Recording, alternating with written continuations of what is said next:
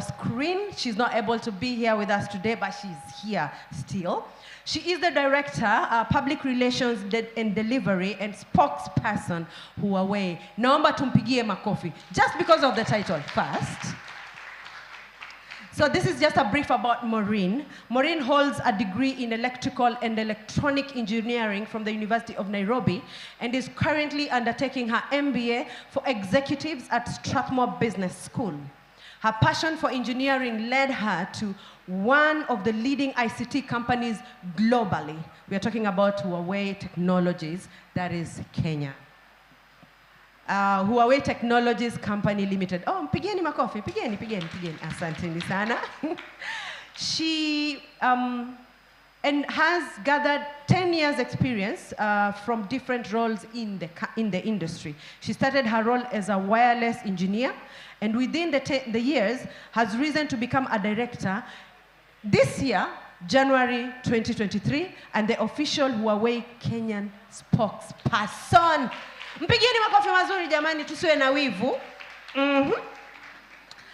Her focus as a director, public relations and delivery, is to drive customer satisfaction, fulfillment of company brand, and awareness. Delivery of key projects aligned with various stakeholders, and standards are followed, including cybersecurity and data protection. In addition, leading programs that connect 30+ primary and secondary school to internet with gadgets has enabled schools remotely watch practical sessions from their classrooms without necessarily having all the material. I think we've seen that grow, especially this last 3 years because of COVID. As well, the students, that is 13,000+ students so far, can research on their future careers and start practicing as early as in lower primary.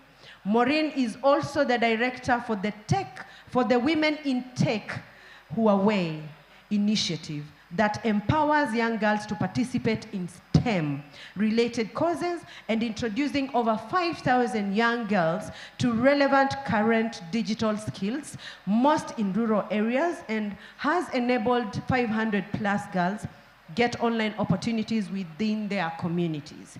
At the same time, also support training programs that empower women-owned businesses to improve on digital capabilities in the market, and has been able to drive digital programs within their organizations. This earned her a place as one of the top 30 most influential women in technology in Kenya in 2020. Naomba tafadhali tumkaribishe wa keynote speaker for this afternoon, Maureen Mwaniki. Karibu sana Maureen, karibu. Hi, good afternoon.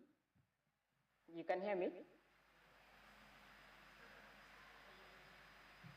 Am I audible? Yes, I hope I am. Maureen. Okay, perfect. All right, thank you.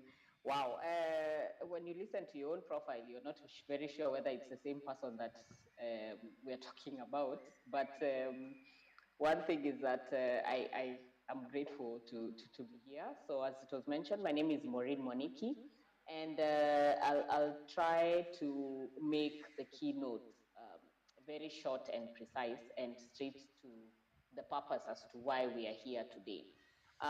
So I'm really sorry I'm not in country, but I'm glad I am here remotely. I made sure at least I can get a chance to speak to the women and just get an opportunity just to embrace, technology as to why we need to be able to build ourselves. So one of the key areas is that I was trying to think closely about the theme related to Pwani Innovation Week. And I was quite impressed is that one of the things is that it's about moving borders. Where are we moving to in terms of sustainability around the digital space, yeah? And you might notice that I might not really dwell much on getting a seat on the table. Yes, that is very important in terms of leadership as a woman, but we need to look beyond why you come and bring and find yourself on the seat of the table. Is what are you offering to the world? So right now we have so many people and young ladies who still don't understand why they want a seat on the table. Like sometimes I have a conversation with young people, and they talk about, I want to sit on the table, I want to be in EXCO, I want to embrace, being listened to as a woman. But what are you offering? And that is why it's very important when we talk about things like digital economy, when we talk about things like cybersecurity, when we talk about things that are relevant to the society as we speak. When you look at women who are even in government, or even women who are in private sector as leaders, it's not because they're women and they're seated there. Yes, that's one aspect, but it's what they bring on the table that makes them relevant. And that is what ends up making you stand out from the ordinary things that you do on a day-to-day basis. So one of the things I wanted you to notice, that even as we were planning the whole Pwani Innovation Week for Women in Technology, one of the key areas we focused on was, what are the relevant skills that would be able to impact us as women, that end up affecting us and can be able to even bring us closer to making an impact in the space that we're in. So look at it. When we talk about one of the topics, and I think two key areas of panel discussions will be inclined towards technology, technology advocacy, and we also have techpreneurship. If you look at all those areas, as women, what is the level of impact that we have? Like for the tech advocacy, we have things like cybersecurity, we have things like what the different angles in terms of influencing policy that we shall bring in. And when we look at also entrepreneurship, what are the things that we as women can do and will have an impact to the society? That is one of the areas in which we thought that it would make more relevance than us just talking about, yes, I got to this space because I was an engineer, because I was this, And I thought that what are the relevant skills right now as we speak as women do we need? We need to be digitally literate. We need, when I say literacy, not that you're illiterate, but it means that you need to empower yourself with the level of digital literacy that can help you stand out in the real technology space. What about things like if you're an entrepreneur, you might not be in the technology world, but what are the relevant skills that you can be able to have that can push you or propel you into that space? So I feel that we need to be able to have a greater part so that we can have a seat on the table, be it whether you're an entrepreneur as a CEO, or you are the one who is working in a company to bring out things that are relevant on a day-to-day basis. Another thing is that you need to bring out the purpose. The purpose is that, what is the purpose of me doing this that can be able to propel people out there, that can make it sustainable? So we're talking about sustainability in the economy right now. People are fighting for the place around aspects of how can we be able to build angles in which they can be more beneficial to the government, and I think that is what we should be able to strive as young women. And as women, we need to also look at the key area in which, who are the people around us are being affected. Don't be inclined to only the success in your space, that you forget people around you who can be able to be a success to your space, and you end up growing them further, So through that, this is why you need to be able to enhance the aspect of digital literacy. You need to be able to understand what your surroundings are like, which is the space that you want to play in clearly, and what is the purpose and the goal that you have around your space. And that is where you'll realize that as you do this, you bring in the aspect of being really sustainable, and you bring out the aspect of building yourself to become a better person. Remember, one thing I always tell the young ladies that I speak to is that you need to be unapologetically you. Yeah? Unapologetically you means that you need to be able to be unapologetically perfect in the space that you're in. And it is okay to fail so many times, that because as you fail is when you realize what is right and what is wrong, and what is the thing that will make you better when you're building yourself in that space. So as I want to wind up is that, two key areas that I wanted just to be able to emphasize is that you'll meet very many people around you that need your support.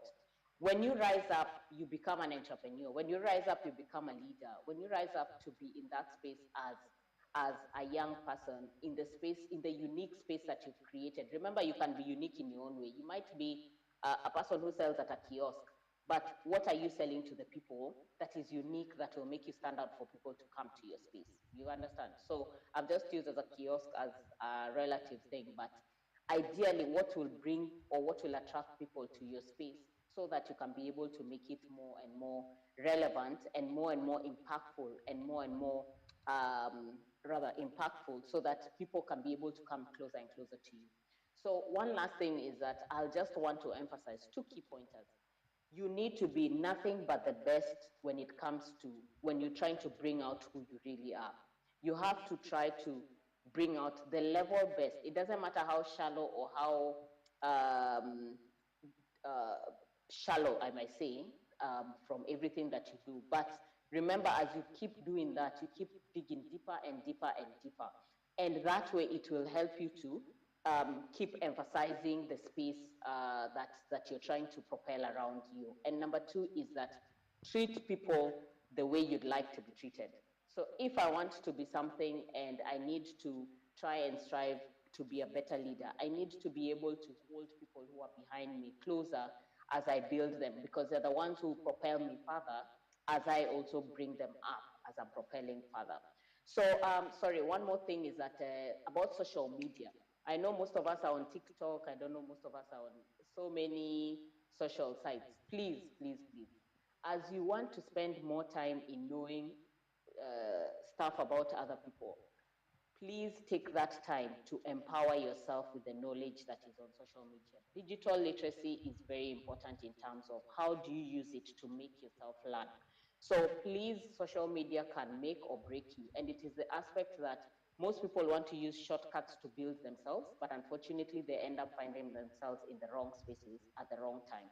So ladies, don't take it for granted when you're told take your time to grow. Yes, I've taken 10 years and I think I'll still have more years in terms of experience, but it's still very young as we may look at it. It may look very old to your end, but I think it's an experience that you need to be able to look at in terms of building yourself slowly by slowly to get to the space. And social media is an aspect that can be able to help you. But be on social media safely, be on social media with discipline, be on social media, that people later on when they look at you, they can say, wow, you are a good version that people are attracted to.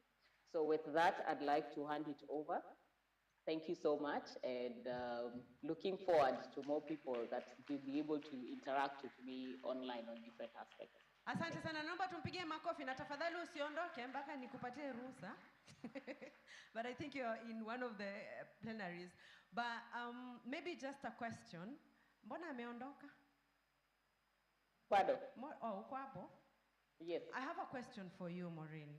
Sure. We've talked about having a space at the table. I just one word of advice. I know you've given a lot of advice, which is really good, but just one piece of advice that you can give that young girl who is busy grappling for a space at the table. One advice. One advice would be, I think there's some noise. Sorry, go on. Oh, you can hear me, okay, all right. So for me, one advice is that be knowledgeable in the space that you want to be at the table with. And do not be apologetic about you being, can I say, I don't want to use the word aggressive, but be strong at the table. There's always that word that people always say that, have you ever been in a room and people say, what she's trying to say is this? No, no, no, no. What I said is exactly what I said, but have the facts at your fingertips. The problem is that we as women tend to doubt ourselves so much. When someone says something over us, we say, yeah, actually that's what I meant. No, it's not what you meant. You come out very clearly with the facts, and trust me, people will end up listening to you. Thank you so much. Naomba tumpigie Maureen makofi. Thank you. Asante sana. Thank you so much. Now you can leave, but just Be on standby. I'm not the one to tell you to leave. Ruth is in charge of this. I'll be around a few. Okay. Thank you. Asante sana. We started by talking about a place at the table. Okay? And we said, all of us are always saying, oh, I've not been given a place at the table. Then we said, okay, fine. Let's create our own table. Sawa? So the women in tech have created a table of their own. Now, I think what Morin has been trying to say and has said extremely clearly is that as you're given a place at the table, what value do you bring to that table? And then she said something extremely important. And for me, before I welcome the moderator for the day, is whatever she said, you have to be relevant. Naomba tumpigie tena Maureen makofi tafadhali. Makofi mazuri zaidi. Thank you. Asante sana. So I will invite the next moderator, but I would like to give you a brief about her. I think this is a name that is familiar to a lot of people, and this is Ruth Kaveke. Do we all know Ruth Kaveke? Well, how many of us know Ruth Kaveke? Oh, me. Okay. Mtamuona sasa hivi for those who do not know her. But just a brief about Ruth. Ruth is a web developer and the co-founder and executive director at Pwani Teknowgalz, a non-profit organization in Mombasa, Kenya, working to bridge the gap, the gender gap of women in technology. Her passion is inspiring more girls to venture into STEM, a career where women are underrepresented. She led the organization to establish the first girls-only technology hub in Mombasa that was launched on 13th February 2021. Naomba tumpigie Ruth makofi. Thank you. Thank you so much. To assist girls from underprivileged backgrounds acquire employable technology skills. In 2019, she published her first book. The book was called She's a Techie, sharing her journey and experience as a woman in technology, a field that women are underrepresented globally, not just in Kenya. Now, her intention was mostly to inspire more women and more girls and young women to pursue technology. Also, she shared her passion for training girls from marginalized communities in Mombasa to acquire employable coding and STEM skills through Pwani Teknowgalz, an organization in which she's a co-founder and an executive director. This is something else about Pwani Teknowgalz. More than 6,000 girls and women have gone through Pwani Teknowgalz. Naomba tuwapigie makofi. Makofi mazuri tafadhali. Young girls and women. And also, these young girls and women work on projects. For over the period of time, there has been more than 250 projects in mobile and web development. Naomba tuwapigie makofi tafadhali. So this effort has not been to waste. And now to our next panel, that is not going to be long, you'll be shocked. Ruth, in short, nakupatia time. Naomba tumkaribishe Ruth Kaveke for the next session. Thank you so much, Ruth. Tumpigie makofi jamani, tumkaribishe. Thank you. Thank you so much, Stephanie, for the introduction. Thank you, Maureen, as well, for joining virtually from Spain. And also, thanks to Swahili Pot for providing this opportunity and also making sure that there is an opportunity for women to be able to share and talk about women in tech. So I would like to take this time to introduce remarkable women who are going to be part of the panel. These are really women that I admire, I look up to. Some have been my mentors, some have seen me grow, so I really have a lot of respect for them. Plus also they've really done remarkable stuff in the industry. So the plenary session is going to be divided into 3 thematic areas. We are going to have ladies talk about cyber safety and advocacy, digital activism, opportunities in artificial intelligence. I would like to take this opportunity to introduce our first panelist, Ajra, and as I read your bio, please, you can come forward and just pick any seat that is here. Ajra, Ajra is a project manager and consultant for social economic technology empowerment. Thank you so much for helping me introduce Ajra.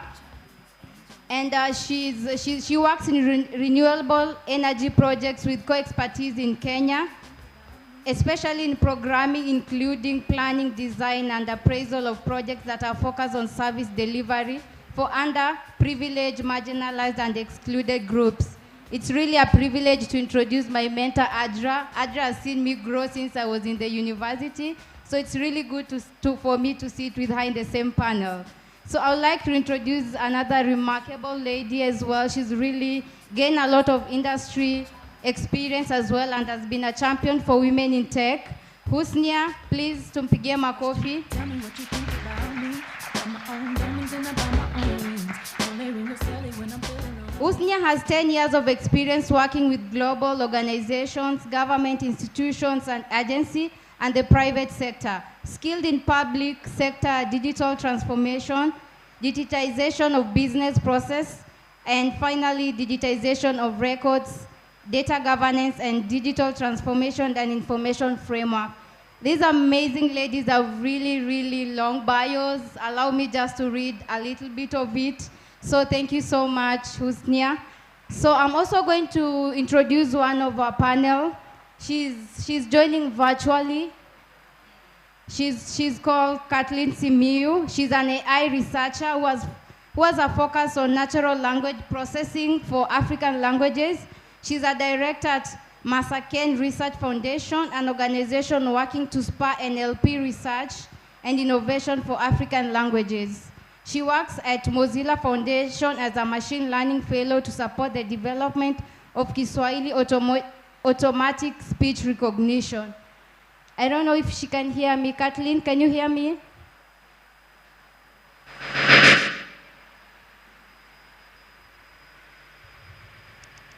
I'm sure the lady is working on it. So let me introduce my final panelist, Jane. Jane is the cybersecurity. Tumpigie makofi akikuja. Thank you.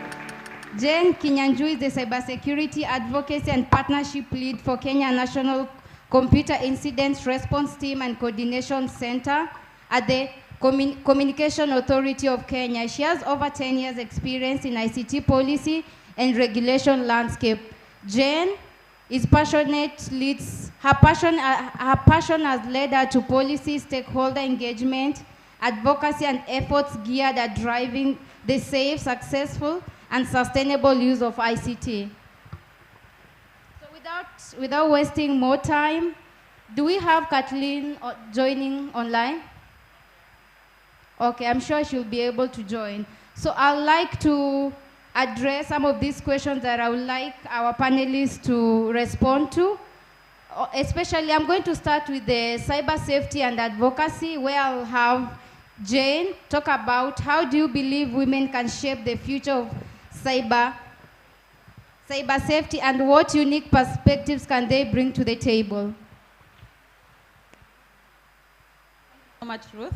Thank you so much. Thank you so much, everyone, for being here. I think when we look at this question, we unpack it two ways. By first looking at who are women and how are women impacted by ICTs. So women are the majority of users of ICTs. We are the majority of users online on social media platforms. Even in adoption of ICTs, women take lead.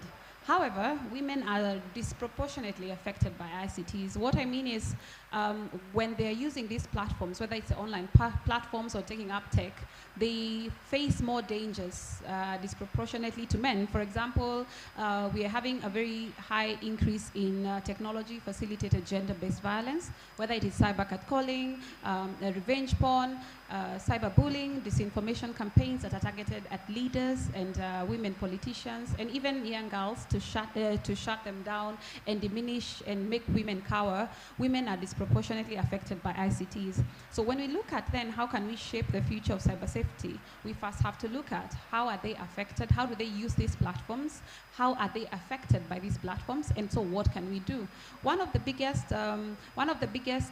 issues online when it comes to securing women online is shame, because people use, the abusers use these platforms, knowing very well that women we fear shame. You know, when you talk about gender, technology facilitated gender-based violence, it's all about shame. Why would someone leak your information? Why would someone be doxing you? You're fearing my children, someone is going to know where my children are, or I don't want to go for a political seat because what might go out there. So we have to look at the psychology of it. And if we look then at the psychology of it, then what can we do?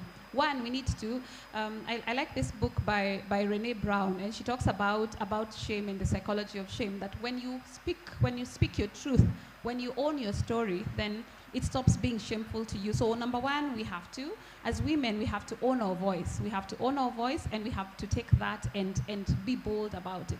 This is my story. This is what is happening to me. And that owning your voice includes being able to confidently report what is going on. So do not cower. We need to then take that approach to advocacy, encourage more women to share their stories online, report them. Because you're reporting because you're saying this is something that is not done to me, it's something that is targeted at me. So let us report more, let us be part of the conversations, let us not shy away. When we are looking at regulations, we just finished the public participation on the Computer Misuse and Cybercrimes Act regulations. When we went around the country, women had a lot of concerns, whether about children as caretakers, as nurturers. They had a lot of concerns about these platforms and what is going on. So let's keep raising our voice. Let's ask for accountability, whether it is from the platforms, whether it is from the government. Let us be heard. But if we shy away, we do not participate, then our voice is lost. But the biggest thing I'd say, let us own our voice. And then I would like to say women are influencers. Myself here, I am a mother, which means I am influencing that small community that I have. And if we take that and expand it to all the women that are here, we can see that clearly we are really powerful influencers within our spaces. So let us take our job of influencing seriously, which means let us advocate for cyber safety. Let us advocate for digital etiquette in our circles. You know, let's say it's not right to do this, it's not right to do this, this is how you behave online. And then as we are influencing our families, our communities, our surroundings, then we create a network of a society that has the right values, that has the right approaches, that has the right mindset when it comes to securing all of us online. Thank you. Thank you so much, Jane, for those remarkable insights. Please let's clap for her. Thank you. So my next question will go to Ajra. Ajra will share her insights on digital activism.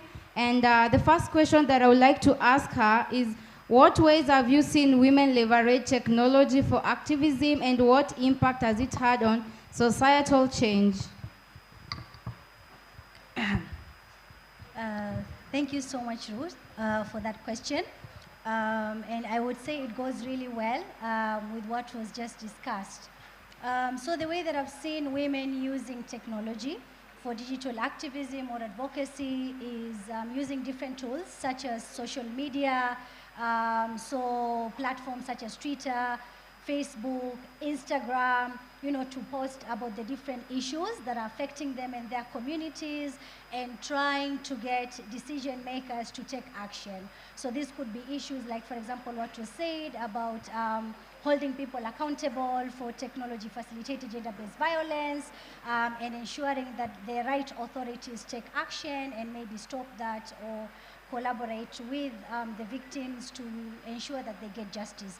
Other platforms that have been used, you know, for digital advocacy include podcasts to have conversations. I've seen women having conversations in Nigeria, even here in Kenya, with different decision makers, just to find out maybe what they're trying, what efforts they're making in addressing certain issues that are happening. Examples are, from Nguvu Collective, we have different petitions that have been started on education, health, sanitation, gender, and climate change. And there are certain petitions, for example, around health, maybe issues with, just last month was World Patient Safety Day. And I think last week as well was World Contraception Day. So different women are using these platforms to have conversations with experts, with decision makers to find out what are they trying to do to bridge gaps that are existing in terms of inequalities that are happening, especially for marginalized communities. Other technologies as well that are being used, you know, like just live streams, webinars, and even videos.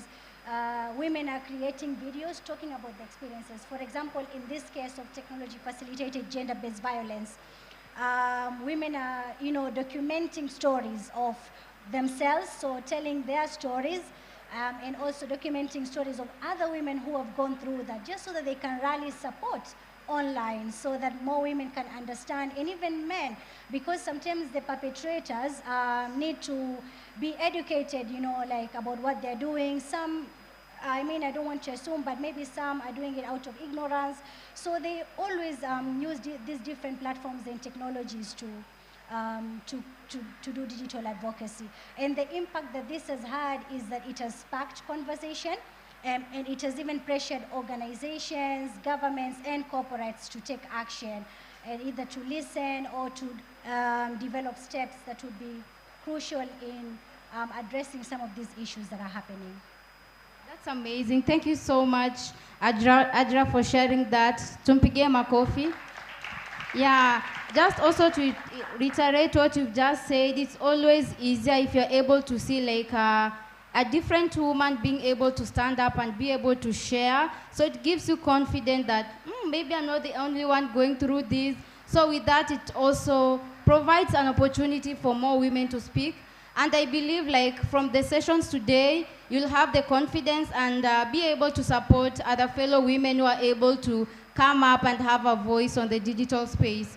So my next question goes to this session that is very interesting as well. So we have opportunities in artificial intelligence. So I would like to ask our amazing panelist, Husnia, how do you think women can ensure they're at the forefront at AI advancements and contribute meaningful to the ethical considerations in the domain?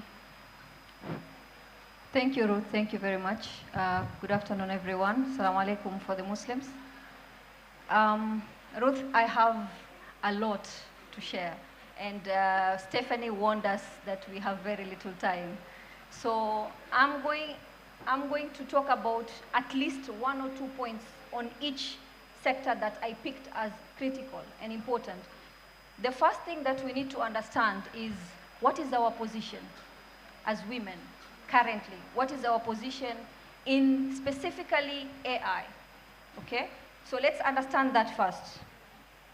I want to look at the grounding concepts. I want to look at the digital transformation itself. I want to look at the R&D and design issues. I want to look at the HR and skills development. I want to look at data governance, and then coloniality and epistemic justice. Okay? These are 6 different areas that I think from my research and my understanding. By the way, this is not my core function as a digital transformation advisor in the African Union.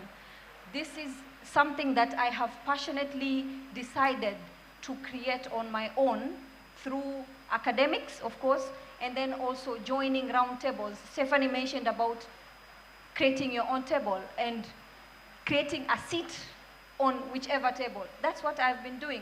I am still doing it.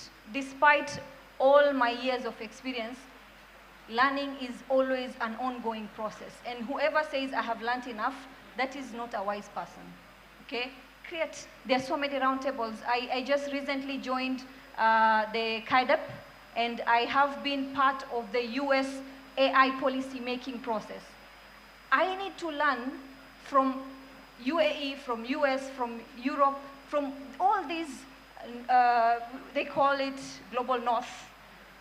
What are they doing different that we are not doing, okay? And surprisingly, I feel like I'm moving into a tangent. But surprisingly, you find that they are facing exactly the same issues we are facing. That's the surprising part. But because of not understanding, because of not knowing, we feel like, oh, the global south is so, you know, unrepresented, underprivileged, and all that. But then You have internet, you can connect mobile broadband and just contribute, learn, find out, and then that's how you create your own table. So that's something that I just wanted to bring out. In terms of the grounding concepts, I'm just gonna mention two. Limited knowledge and understanding of AI among the policymakers. What do we know about AI? To be able to actually actively contribute. So the opportunity here is, let's raise awareness, okay? We are underprivileged, we are underrepresented, we are marginalized. What are we doing about it? Let's raise awareness. Let's build capacity and train. How many, I can't think of like more than a handful people within our societies that are actually involved in the policy making process. Why? Why are we not involved? Why are we not learning how to be part of it? Okay? The other thing that I wanted to also point is DGE, diversity and gender equality, and the existing frameworks. These frameworks are completely developed with the least amount of association with the diverse, marginalized, and gender biased groups. So that already is a beginning of failure, okay? If they are not part of the process of making the frameworks, how do you expect that the marginal gap is going to be closed? That's another opportunity, right? We need to look at the guidelines, we need to look at the advisories, we need to rework the policy frameworks to allow this gap to narrow, right?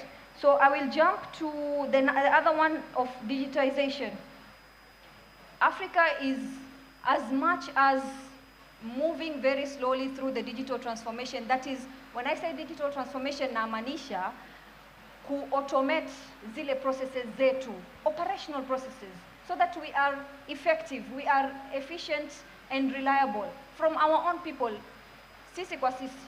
Okay, yes, we are slow, but look at the eruption of emerging technologies that is coming from here. I sat in one of the roundtables where American researchers were actually coming to Kenya to learn, okay, and benchmark about these new developments that are being done in Kenya on AI. Do we know about that? Are we proud of it? Okay, what are we doing about it?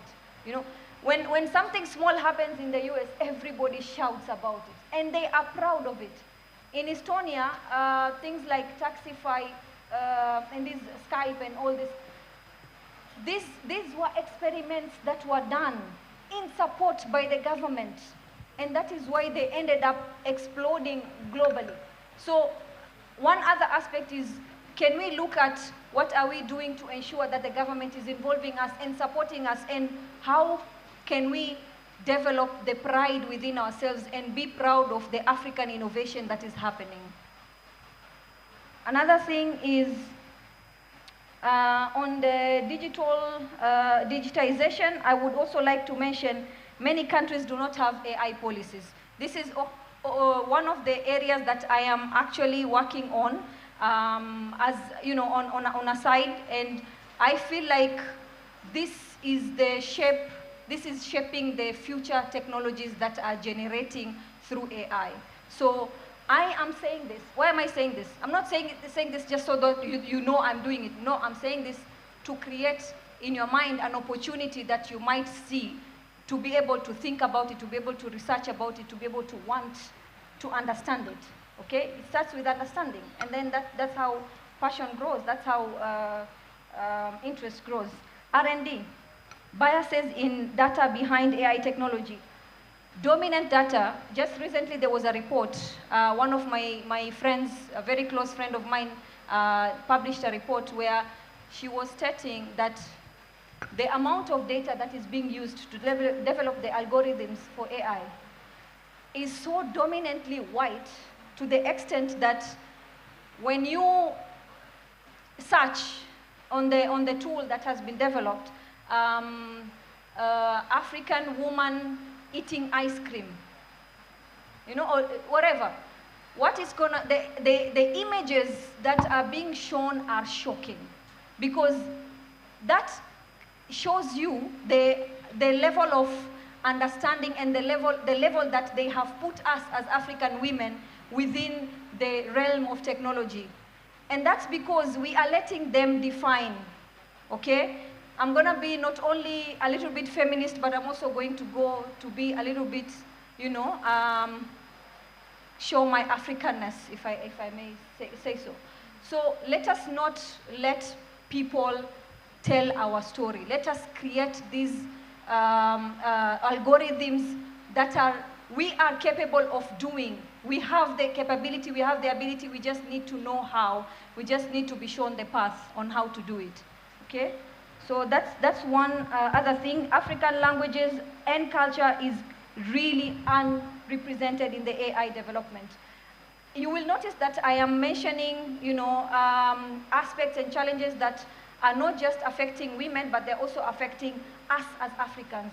Because working in the African Union gives me exposure on us as Africans, what is our position, what is being done to get us to the right, you know, track, okay?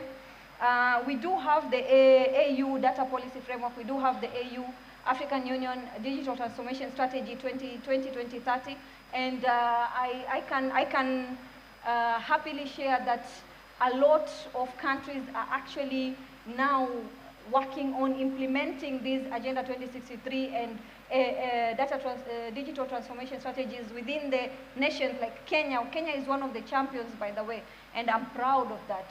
Okay, when I walk into a room, the second or the third thing I will say is, I'm Kenyan, you know, and it opens doors, by the way. So be proud of where you are coming from, okay? The skills development. Maureen mentioned about skills, okay? And even, I believe, Jane also mentioned about skills. It's very important for us to get the right skills to be able to now actually be part of the process, okay? Skills are many. It could be the skill of creating awareness. That's a skill, because you have to go and teach. That's a skill. It could be the skill of actually developing the solution. That's another skill in AI. It could be the skill of being part of the policy-making process. That is also a skill. So let us also look into the skill development aspect and create these channels that allow us to get employable opportunities within the country and also beyond the country. Okay, so that's another opportunity. Looking into the curriculums also and improving on the skills. In fact, Ruth, we will have a chat after this.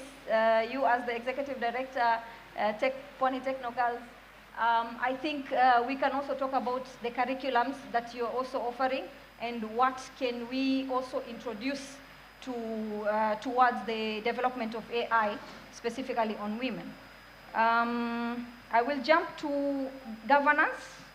Okay, what is being done? What's our position in governance? Lack of information about how companies extract, use, and benefit from our data, and differential impacts thereof.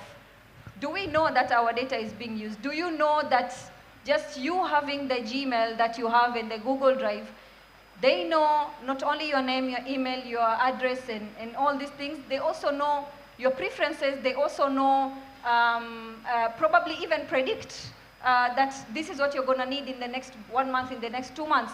They are selling this data at a very high price to advertising companies. So if you know that is happening, sorry. Ruth is telling me to summarize. If you know that is happening, so what can we do about it? Jane is in government. There's a policy framework, there's a governance framework.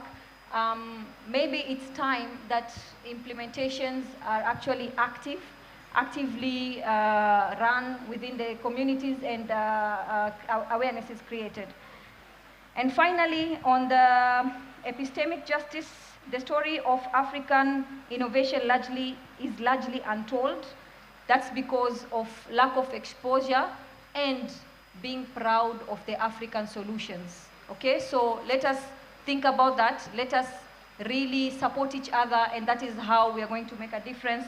Awareness, and even now within the education systems, this is yet also another opportunity. So if you notice, the way I have answered your question is, not only have I identified for you some of the challenges, but I've also said within this challenge, what is the opportunity that lies with it. So thank you, Ruth, and I hope that was helpful. Wow, that's really amazing. Hebu tumpigie makofi. Yeah, I wouldn't agree more, especially when it comes to skills development and telling our stories. I really also like to advocate whereby we can all tell our own stories using this technology. And there are some of organizations or companies trying also to localize some of these AI models and technology. So I wouldn't agree more. Really, thank you so much. And just as you've said, we'll definitely get in contact with you and see how we can improve the curriculum that we are still offering at Pwani Teknowgalz. Because of time, I would like to give any participants, actually I'm going to provide 2 opportunities. If you have any question to our amazing panelists, feel free, you can raise your hand, and we'll only take 2 questions because of time.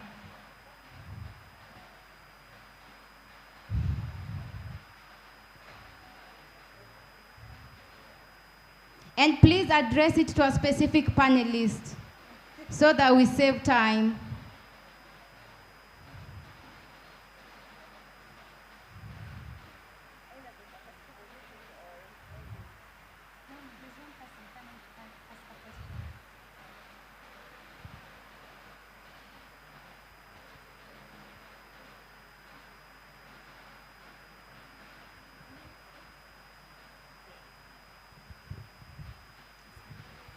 Thank you.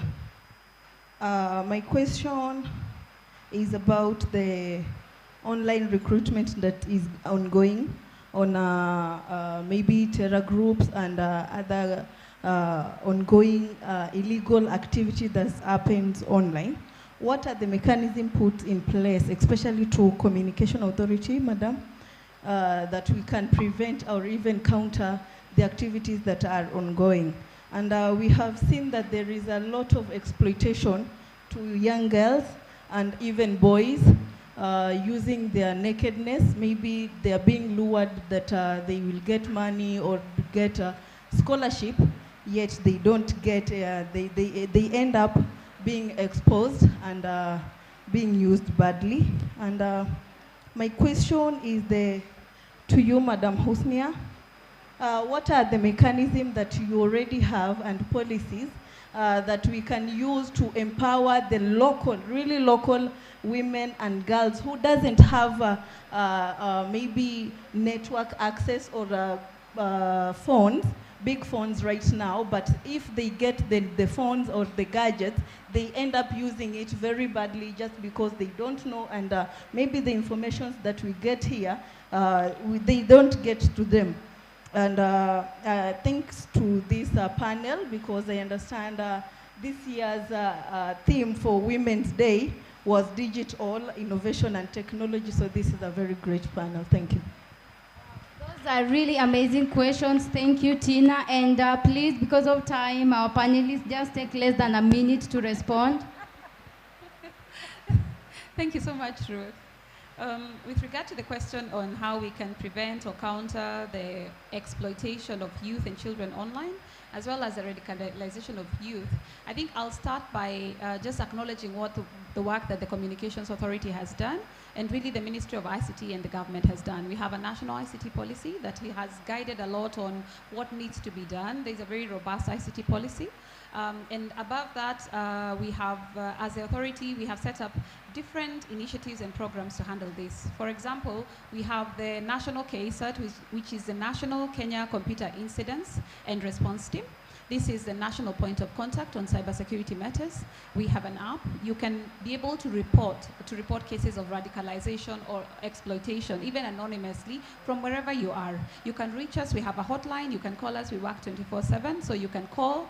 You can, if you have a smartphone, you can download and you can be able to report anonymously. You can also visit our offices. We have Mr. Maranga over there. He's the regional manager for this region. We are at an NSSF building. He would be able to assist. So what the national case said, it brings together different stakeholders, because cybersecurity and online safety is not a one-person job. We have to work together.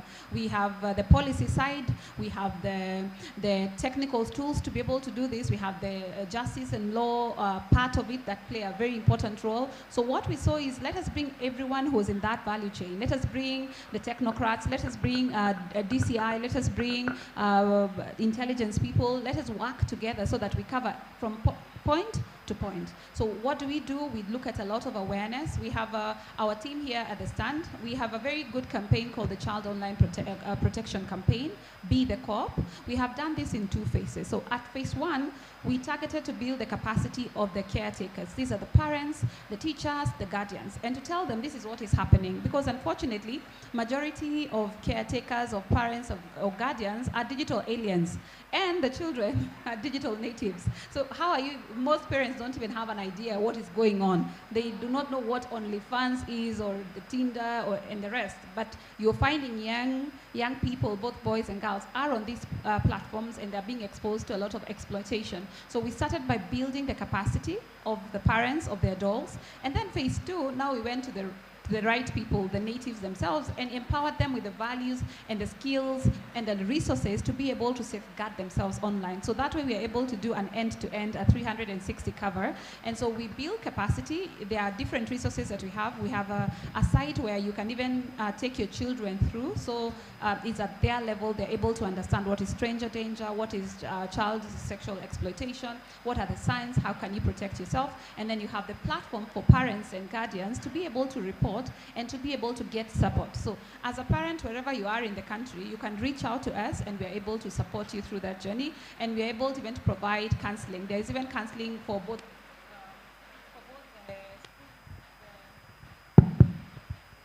So there's even counseling for the children and the parents to take them through the entire step. Also, we try to build the capacity of all the people involved, whether it's the police officers or the judiciary, to be able, so that we are all singing the same song. So really, there's a lot that has been done. There's a lot that we continue doing, and we welcome the inputs. And as I said, Mr. Maranga is here. Mr. Maranga, just so that they can see you, please talk to him. He's able to assist you with more resources and to be able to be a point of person when it comes in this region. Thank you.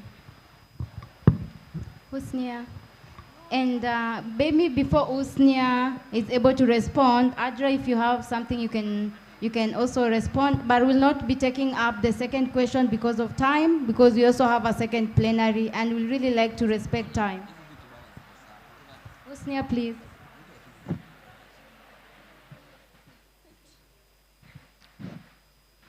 Thanks, Ruth, and thanks for the question.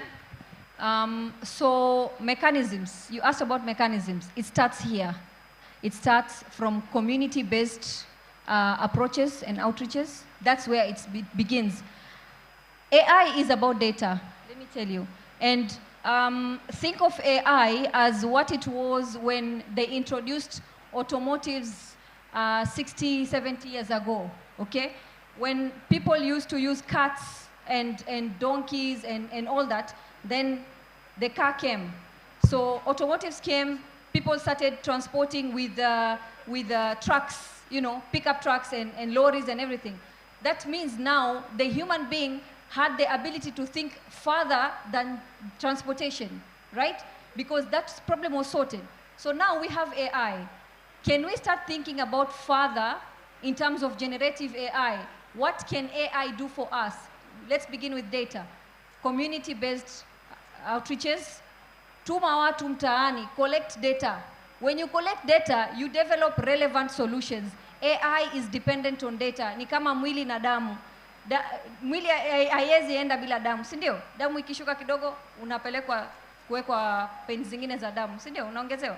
So that's the same thing with AI. AI doesn't work. You cannot develop without data. And right now, the data that we are using, even you developers who are using in AI, you are using data that was collected in US and Europe. It's irrelevant. Collect data hapa nyumbani, hapa. mtaani, nenda kaulize mama, wewe unafanya nini huwa weekend? Chukua hiyo information. Start from there, okay? So this is the mechanism. Builds from the community and upwards. It's a down-up or bottom-up approach. Yes. So I hope I've answered your question. Thank you so much. Ajra, do you have something to close? So from what Jane said and Husnia, I just wanted to leave some just final tips in terms of the main conversation that was even opened by Morin, which was for women to take initiative. Don't wait to, for validation or permission to start change. Just start and then build slowly. And then another thing as well is educate yourself.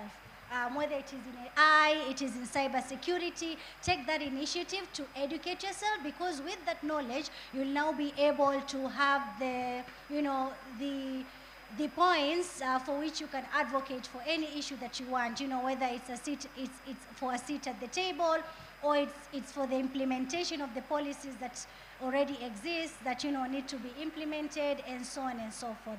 So those are some of just the parting words that I have. Wow, thank you so much.